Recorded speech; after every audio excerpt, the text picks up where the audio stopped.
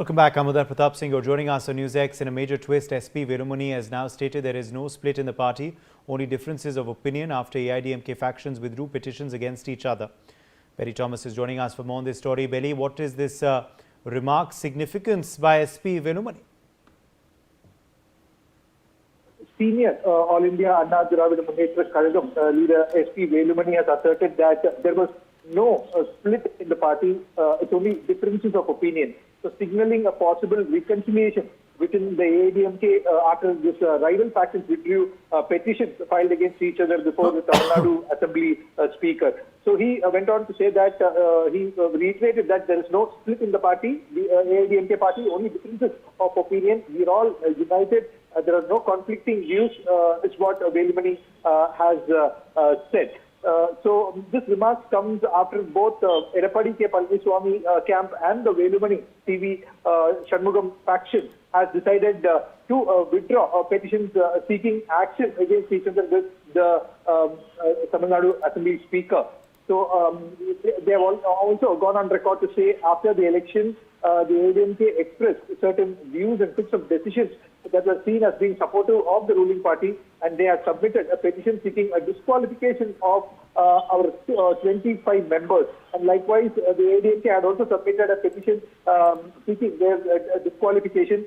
Now both sides have withdrawn the petitions they had filed, and the party has submitted the withdrawal letter to the Speaker of the Assembly, is what Velumani went on to say. And he maintained that despite internal differences after the electoral defeat, the party leadership structure remains unchanged, and Edappadi K. Palaniswamy continues as the AIDMK General Secretary.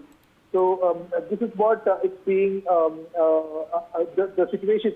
Okay. At the camp in AIDMK. Okay. And Velumani also said... All right, Belly, thank you for joining us with those details. Borders are on a high alert after aggressive detaining and deportation drives began in Assam and West Bengal amidst growing concerns over demographic changes. What is being called Bangladeshi exfiltration now has started. Hundreds of suspected illegal Bangladeshi nationals are being spotted rushing towards the India-Bangladesh border. Unprecedented scenes are unfolding at multiple border points, especially in West Bengal's Hakimpur and Bashirat areas. Long queues of people carrying luggage have gathered to return to Bangladesh. The reverse movement comes after the new governments in Assam and Bengal launched strict detect, detain and deport operations and set up holding centers. Questions are being raised for how long they have been staying in India and exactly how many were living here undocumented. Dr. P.K. Mishra, former ADG BSF, is live with us. Major General G.G. Dwivedi, defense expert, also joins the broadcast. Dr. Suvro Kamal Datta, conservative expert, is live with us. Gautam Mukherjee, senior journalist, is also joining the broadcast. Let me make a start with you first. Major General Dwivedi, on, of course, these unprecedented visuals being seen already at borders. What do you make of this? Is this shift in policy? Is this a fear of capture? Is this fear of expatriation? What explains this? Well, Uday, firstly, thanks for having me on your show. Well, the issue is this, illegal immigrations, demographic changes have been going on for decades. I recall when I was commanding the division here, sometime 2 decades back, there was a significant change in the demographic of 2 districts under me, that is Halikandi and Karimganj. So the point is that this issue has not been addressed in entirety. And now the current government, after the new government has come into West Bengal, I think the major initiative is now underway. And there is fear, there is anxiety, and all the factors that you mentioned, that there is now exfiltration processes on. And at the same time, the government has set up a committee which will go into the complete spectrum of the demographic changes and what are the social and security implications. In this, Uday, I like to point out a couple of points. I just did an article for Indian Express only a couple of days back on the border management. You see, we have to address the issue in entirety, and the issue is this border between India and Bangladesh is very contentious. It has historical fault lines because the border, when the Red Cliff line was drawn, it was drawn along no particular feature. It just ran through the villages, and it has no well-defined kind of, I would say, landmarks on the ground. And second point is this isometric in the economic conditions. Because of that, the people are coming from Bangladesh to India, and that has been going unchecked because the border is porous, border has not been manned. While we had a border land agreement in 2015, but that only addressed the enclaves and the uh, population exchange, but it did not address the issue of demographic changes, issue of the criminalization of the border, drug menace. All that had not been addressed.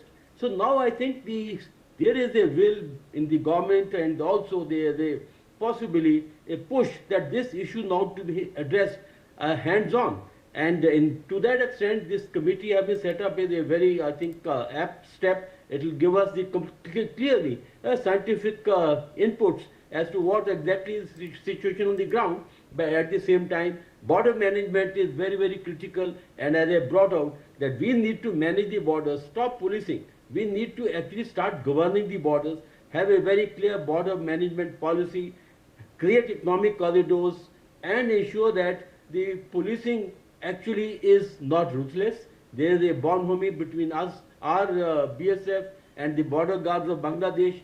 And more importantly, I think, Uday, it has to be government to government initiative, and only then we will be able to address this menace. But the point is, border is very sensitive, and it needs to be addressed as highest priority, and some of the measures which have been taken are in the right direction. Uday.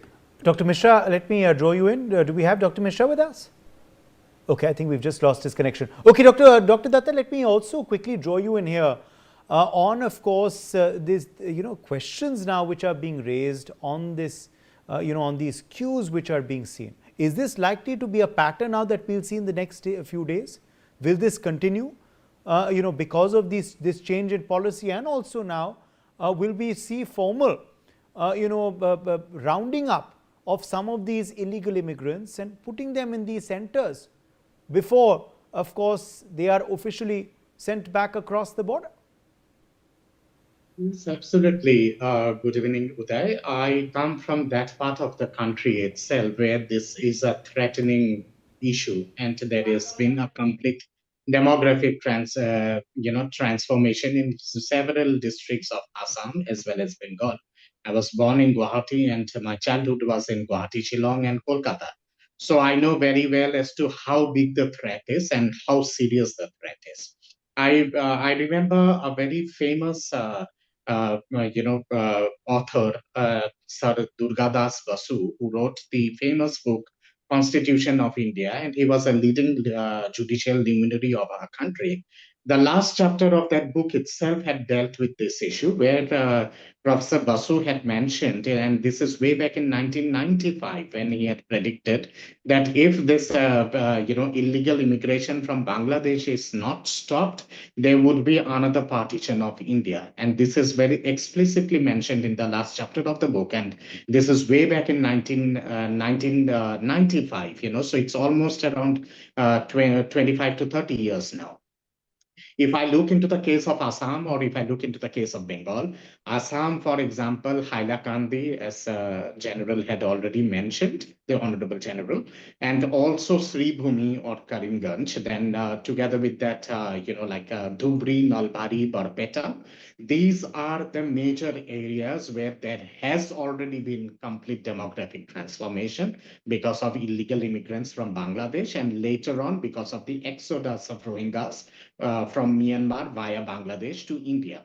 In the case of Bengal, whether it's Murshidabad, Malda, Dinajpur, Kuch Bihar, then, Chaubish Pargana, Nadia, these are the vulnerable districts where demographic transformation in a very systematic way has taken place.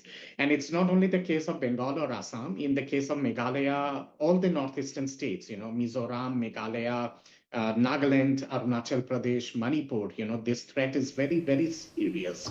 And also in the state of Bihar, like Katiyar as well as Kishanganj, and in the Santhal Pargana areas of Jharkhand also, there is a systematic demographic transformation which is happening. And this has taken a very serious a very serious dimension, I should say. So I think it is high time that all these people should be deported with bag and baggages. What the exodus which we are seeing in the Kuch Bihar border, or for that matter in Malda or Murshidabad border, or in the Tripura border, or in Dhubri, Nalbari area of Assam, this is just the tip of the iceberg, and I welcome the position being taken by this several state governments in northeastern part of India, as well as in Bengal. Like I think the previous governments, because of their cheap, nasty vote bank politics, they had completely ignored this. Not only Absolutely. ignored it, they had actually Absolutely, and it welcomed seems the that's why. It seems that's why this fear was not there, Gautam Mukherjee, earlier, which is why, now suddenly we're seeing these scenes at the border. We could have seen it earlier if there was a fear, or if there were strong laws or strong, action taken. But why just now, after the election results, Gautam? Is it a clear pattern?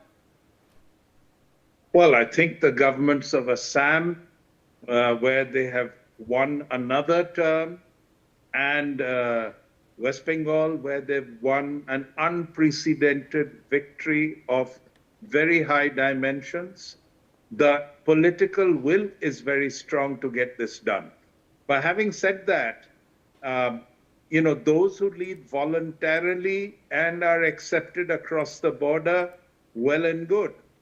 If you are going to push hundreds and thousands of Bangladeshis across the border, I do believe that roadblocks will appear very rapidly if you start negotiations with the Bangladeshi government. And so I believe the BSF needs to be bolstered by paramilitary forces as well as regular army with proper equipment, so that the question of the Bangladeshi border guards trying to retaliate against this exodus does not occur. We have to take it seriously. They're not going to go just like that. We're going to have to push them across and make it stick. And in order to do that, I think leaving it only to the BSF, where they may be outmanned and there could be border incidents in which we could lose personnel, this must not be allowed to happen. Reinforcements at all the major exit points have to be provided. Putting them in detention camps is all very well, but we're talking maybe 100,000 people that we have to push across in the next couple of months, if not less, and continuously after that.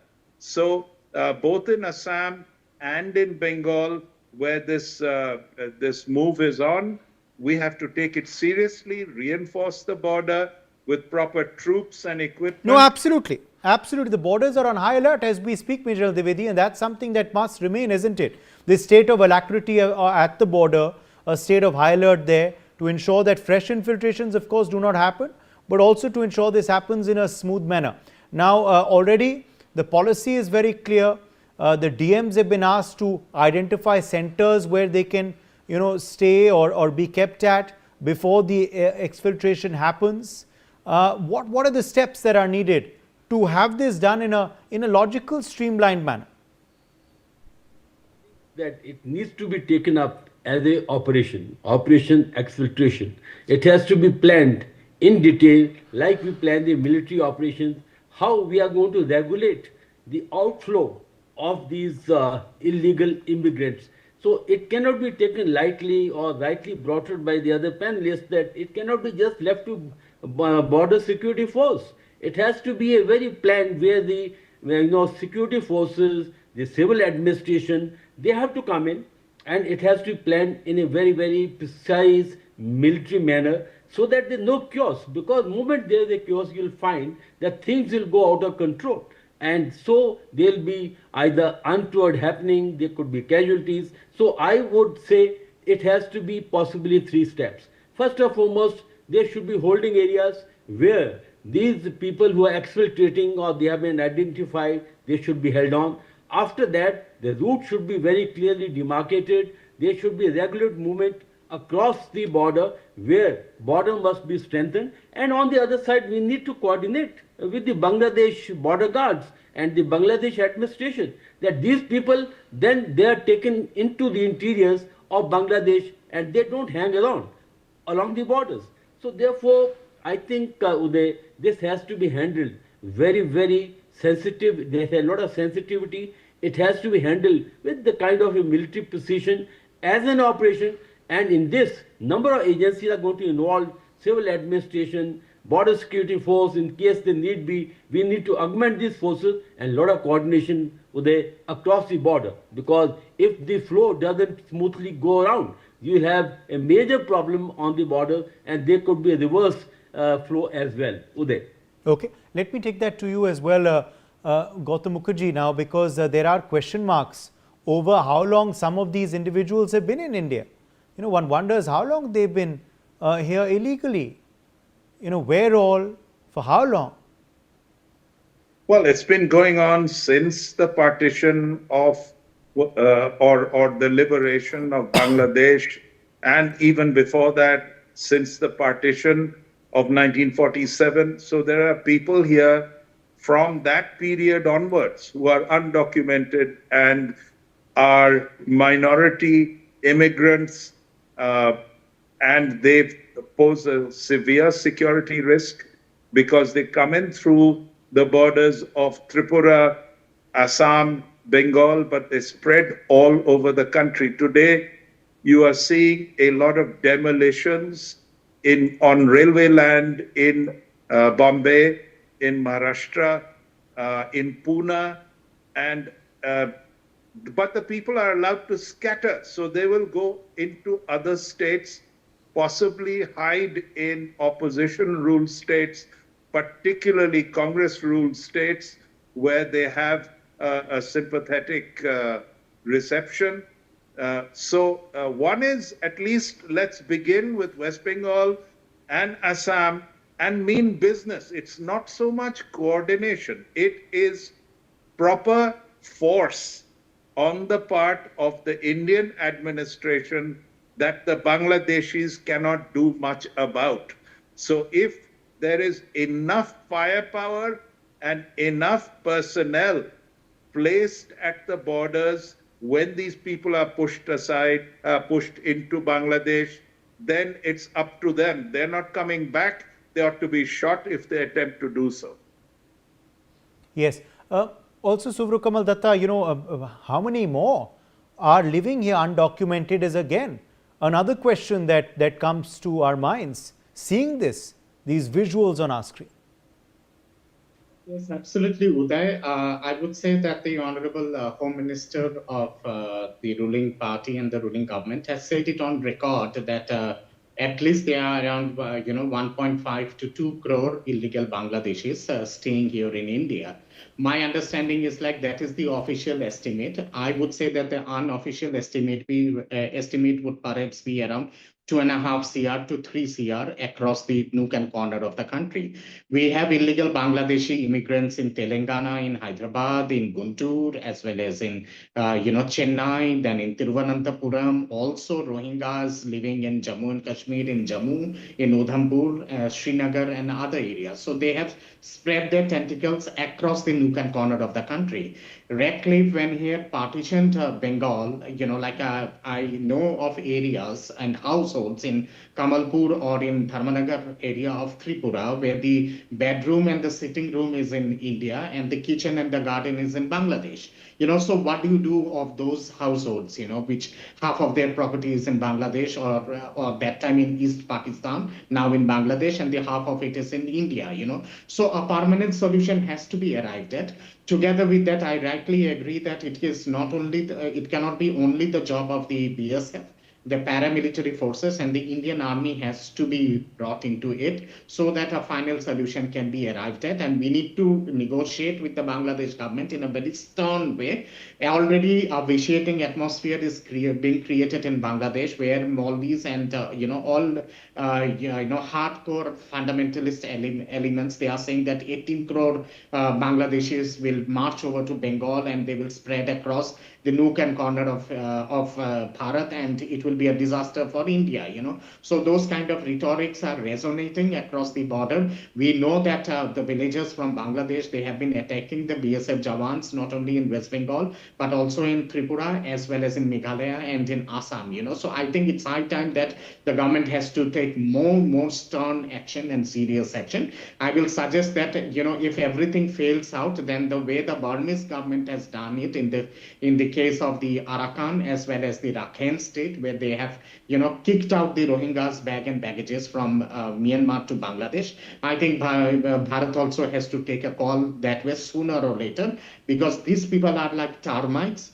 They will spread across the nook and corner of the country. They have already spread across the nook and corner of the country. 120 districts are vulnerable to these illegal immigrants across the nook and corner of India. And I think they have come here with a systematic agenda. There is the Pakistan in the ISI angle in it. I remember of a secret Home Ministry document of way back of 1985-86 during the time of the Rajiv Gandhi and the Yes. Narasimha Rao government, where they had mentioned that there is a systematic agenda of ISI to create a eastern Pakistan in eastern part of India, including. And now, of course, those warnings are being taken seriously, which is why we're seeing this. For now, I'm going to have to leave it at that. My thanks to our guests for joining us. Let's slip into a break.